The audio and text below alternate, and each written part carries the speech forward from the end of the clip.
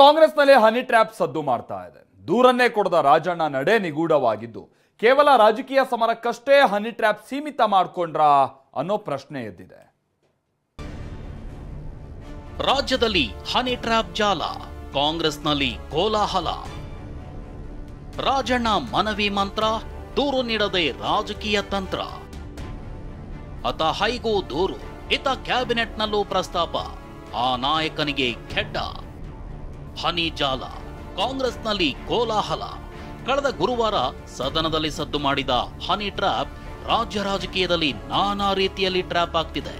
ದೂರು ಕೊಟ್ಟೇ ಕೊಡ್ತೀನಿ, ಹುಡುಕೊಂಡು ಹೋಗಿ ದೂರು ಕೊಡ್ತೀನಿ ಅಂತಿದ್ದ ರಾಜಣ್ಣ ಸದ್ಯ ಮನವಿ ಮಂತ್ರ ಜಪಿಸ್ತಿದ್ದಾರೆ. ಅಂದ್ರೆ ಕೇವಲ ಪರಮೇಶ್ವರ್ ಭೇಟಿಯಾಗಿ ಮನವಿ ಕೊಟ್ಟು ಸುಮ್ಮನಾಗಿದ್ದಾರೆ. ಈವರೆಗೂ ಹನಿ ಟ್ರ್ಯಾಪ್ ಕುರಿತು ದೂರು ಕೊಟ್ಟಿಲ್ಲ. ಮನವಿ ನನಗೆ ದೂರು ಕೊಡಕ್ಕೆ ಬರೋದಿಲ್ಲ. I am not A police station. ದೂರು ಕೊಡಬೇಕಂದ್ರೆ ನನಗೆ ಕೊಡಕ್ಕೆ ಬರೋದಿಲ್ಲ. ಅವರು ಮನವಿಯನ್ನು ಕೊಟ್ಟಿದ್ದಾರೆ, ಅದನ್ನು ನೀವು ನ್ಯಾಯಯುತವಾಗಿ ಕಾನೂನಿ ಚೌಕಟ್ಟಿನಲ್ಲಿ ಪರಿಶೀಲನೆ ಮಾಡಿ ಕ್ರಮ ತಗೊಳ್ತಾರೆ. ಮನವಿ ಅಷ್ಟೇ, ದೂರು ಕೊಟ್ಟಿಲ್ಲ. ರಾಜಣ್ಣ ಕೊಟ್ಟ ಮನವಿಯನ್ನ ಪೊಲೀಸ್ ಮಹಾನಿರ್ದೇಶಕರಿಗೆ ಪರಮೇಶ್ವರ್ ರವಾನಿಸಿದ್ದಾರೆ. ಈ ಬಗ್ಗೆ ಗೃಹ ಇಲಾಖೆಯ ಕಾನೂನು ಅಭಿಪ್ರಾಯ ಪಡೆದ ನಂತರವಷ್ಟೇ ತನಿಖೆ ಬಗ್ಗೆ ನಿರ್ಧಾರವಾಗುತ್ತೆ.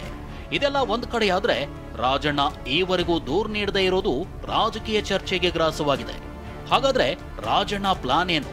ಸಿಸಿ ಕ್ಯಾಮೆರಾ ಇಲ್ಲ ಅಂತಿರೋ ರಾಜಣ್ಣ ದೂರು ನೀಡಲು ಹಿಂದೇಟ್ ಹಾಕ್ತಿರೋ ಹಿಂದಿರೋ ರಹಸ್ಯವೇನು? ಅದನ್ನೇ ತೋರಿಸ್ತೀವಿ ನೋಡಿ. ವರಿಷ್ಠರಿಗೂ ದೂರು, ಸಿಎಂಗೂ ಮಾಹಿತಿ, ಕ್ಯಾಬಿನೆಟ್ನಲ್ಲೂ ಪ್ರಸ್ತಾಪ. ಆ ನಾಯಕನ ವಿರುದ್ಧ ಕೇವಲ ರಾಜಕೀಯ ಹೋರಾಟನ? ಈವರೆಗೂ ದೂರು ನೀಡದ ರಾಜಣ್ಣ ರಾಜಕೀಯ ತಂತ್ರವೇ ಬೇರೆ ಇದೆ ಎನ್ನಲಾಗ್ತಿದೆ. ಅತ್ತ ದೆಹಲಿಯಲ್ಲಿ ವರಿಷ್ಠರಿಗೆ ಸತೀಶ್ ಜಾರಕಿಹೊಳಿ ದೂರು ನೀಡಿದ್ದಾರೆ. ಸಿಎಂ ಭೇಟಿಯಾಗಿ ರಾಜಣ್ಣ ಮಾಹಿತಿ ನೀಡಿದ್ದಾರೆ. ನಾಳೆ ಕ್ಯಾಬಿನೆಟ್ನಲ್ಲೂ ಹನಿ ಟ್ರ್ಯಾಪ್ ವಿಚಾರ ಪ್ರಸ್ತಾಪವಾಗೋ ಸಾಧ್ಯತೆ ಇದೆ. ಹೀಗಾಗಿ ದೂರು ಕೊಡದೆ ಕೇವಲ ರಾಜಕೀಯವಾಗಿ ಆ ನಾಯಕನ ವಿರುದ್ಧ ರಾಜಕೀಯ ಸಮರ ಮುಂದುವರಿಸಲು ತಂತ್ರ ಹೂಡಿದ್ದಾರೆ ಎನ್ನಲಾಗ್ತಿದೆ. ಯಾಕಂದ್ರೆ ಕಲಾಪದಲ್ಲಿ ಹನಿ ಟ್ರ್ಯಾಪ್ ವಿಷಯ ಪ್ರಸ್ತಾಪಿಸಿದ್ದಕ್ಕೆ ಪಕ್ಷದಲ್ಲೇ ಪರ ವಿರೋಧ ಎದ್ದಿದೆ. ಕ್ಯಾಬಿನೆಟ್ನಲ್ಲಿ ಪ್ರಸ್ತಾಪಿಸಬೇಕಿತ್ತು ಅಂತ ಹೈಕಮಾಂಡ್ ಕೂಡ ಚಾಟಿ ಬೀಸಿತ್ತು. ಹೀಗಾಗಿ ನಾಳೆ ಆಪ್ತರ ಜೊತೆ ಸಭೆ ನಡೆಸಿ ಕ್ಯಾಬಿನೆಟ್ನಲ್ಲಿ ಪ್ರಸ್ತಾಪಿಸಲು ರಾಜಣ್ಣ ಮುಂದಾಗಿದ್ದಾರೆ ಎನ್ನಲಾಗಿದೆ. ಕ್ಯಾಬಿನೆಟ್ನಲ್ಲಿ ಆ ನಾಯಕನ ಬಗ್ಗೆ ಪ್ರಸ್ತಾಪಿಸಲು ಚಿಂತನೆ ನಡೆದಿದ್ದು, ಕ್ಯಾಬಿನೆಟ್ನಲ್ಲೂ ಚರ್ಚೆಯಾಗಿ ಜಟಾಪಟಿಯಾದ್ರೆ ಹೈಕಮಾಂಡ್ ಬಳಿಗೆ ತೆರಳಲು ರಾಜಣ್ಣ ಸಿದ್ಧತೆ ಮಾಡಿಕೊಂಡಿದ್ದಾರೆ. ಹೀಗಾಗಿಯೇ ಪೊಲೀಸರಿಗೆ ದೂರು ನೀಡಲು ಹಿಂದೇಟ್ ಹಾಕಿದ್ದಾರೆ. ಅಲ್ಲದೆ ದೂರು ನೀಡಿದ್ರೆ ಎಫ್ಐಆರ್ ದಾಖಲಾಗುತ್ತೆ. ಎಫ್ಐಆರ್ ದಾಖಲಾದ್ರೆ ತನಿಖೆಗೆ ಹಾಜರಾಗಬೇಕು. ವಿಡಿಯೋ ರಿಲೀಸ್ ಆತಂಕವೂ ಇದ್ದು ರಾಜಣ್ಣ ಕುಟುಂಬದ ರಾಜಕೀಯ ಭವಿಷ್ಯಕ್ಕೂ ಪೆಟ್ಟು ಬೀಳೋ ಸಾಧ್ಯತೆ ಇದೆ. ಹೀಗಾಗಿ ರಾಜಣ್ಣ ಎಚ್ಚರಿಕೆಯ ಹೆಜ್ಜೆ ಇಟ್ಟಿದ್ದಾರೆ.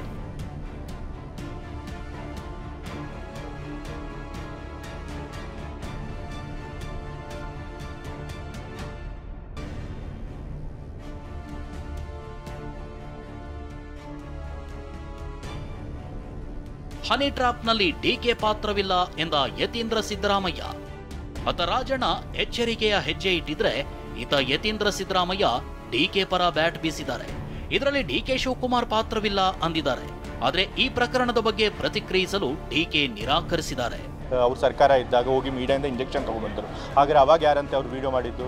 ಬಿಜೆಪಿ ಅವರೇ ತಾನೇ ಮಾಡಿದ್ದು. ಸೊ ಅವ್ರು ಇವತ್ತು ನಮ್ಮ ಪಕ್ಷದವ್ರ ಬಗ್ಗೆ ಮಾತಾಡ್ತಾರೆ. ಅವ್ರಿಗೆ ನಮ್ಮ ಪಕ್ಷದ ಯಾವುದೇ ನಾಯಕರ ಬಗ್ಗೆ ಮಾತಾಡೋಕ್ಕೆ ನೈತಿಕ ಹಕ್ಕಿಲ್ಲ. ಡಿ ಕೆ ಶಿವಕುಮಾರ್ ಅವ್ರ ಪಾತ್ರ ಇದ್ರೊಳಗೆ ಇಲ್ಲ. ಸರ್, ರಾಜಣ್ಣ ಅವರು ನೀನು ದಾಖಲೆ ಸಲ್ಲಿಸ್ತೀನಿ ಅಂದಿದ್ದು ಏನು ಸಲ್ಲಿಸಿಲ್ಲ ಸರ್. ಆದ್ರೆ ಏನೇ ಇರಲಿ ತನಿಖೆ ಆಗಲಿ ಅಂತ ಸಚಿವರು ಹೇಳ್ತಿದ್ದಾರೆ. ಈಗ ಸದನದಲ್ಲಿ ಪ್ರಸ್ತಾಪ ಅವರು ಮಾಡಿದ್ದಾರೆ, ಮಾನ್ಯ ಗೃಹ ಸಚಿವರು ಹೇಳಿದ್ದಾರೆ, ಅವ್ರು ಕೊಟ್ಟರೆ ನಾವು ತನಿಖೆ ಮಾಡ್ತೀವಿ ಅಂತ. ನೋಡಲಿ, ಆಮೇಲೆ ಅವರೇನು ಗುರುವಾರ ತನಕ ಟೈಮ್ ಕೇಳಿದ್ದಾರೆ ಅಂತ ಮಾಧ್ಯಮದಲ್ಲಿ ನೋಡಿದ್ದೇನೆ.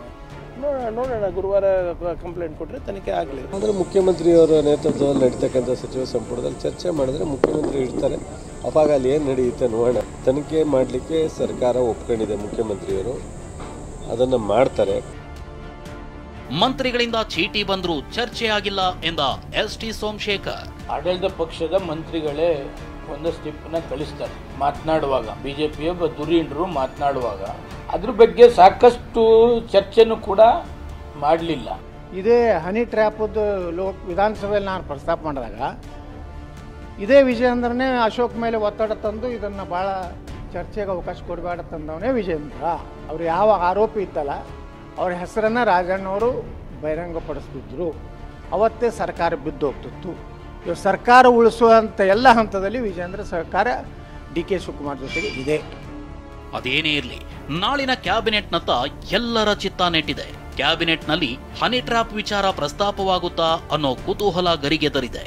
ಈ ಮಧ್ಯೆ ಏಪ್ರಿಲ್ ಮೊದಲ ವಾರ ಸಿಎಂ ದೆಹಲಿಗೆ ಹಾರಿದ್ರೆ ನಾಳೆ ಸಂಜೆಯೇ ಡಿಕೆ ದೆಹಲಿಗೆ ಹೋಗ್ತಿರೋದು ಕುತೂಹಲಕ್ಕೆ ಕಾರಣವಾಗಿದೆ.